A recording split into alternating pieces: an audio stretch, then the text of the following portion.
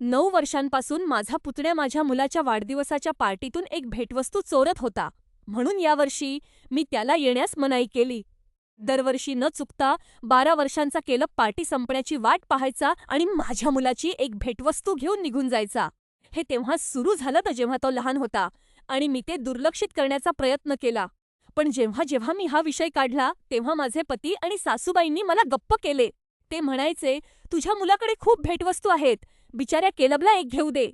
जेव्हा मी याला चोरी म्हटले, तेव्हा त्यांनी मला सांगितले की मुलाला चोर म्हणू नये. त्यांनी वचन दिले होते की तो मोठा झाला की ही सवय सुटेल.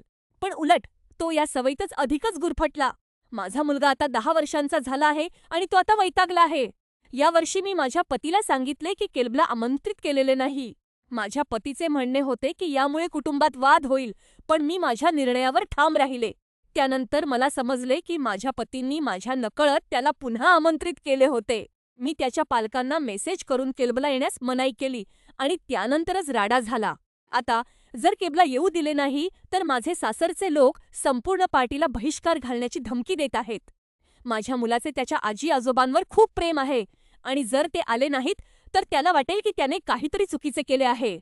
त्यात अधिक वाईट म्हणजे माझ्या पतींनी माझ्याशी बोलणे बंद केले आहे. आता वाढदिवस जवळ येत आहे आणि मला असे वाटते की मी वेडी होत आहे.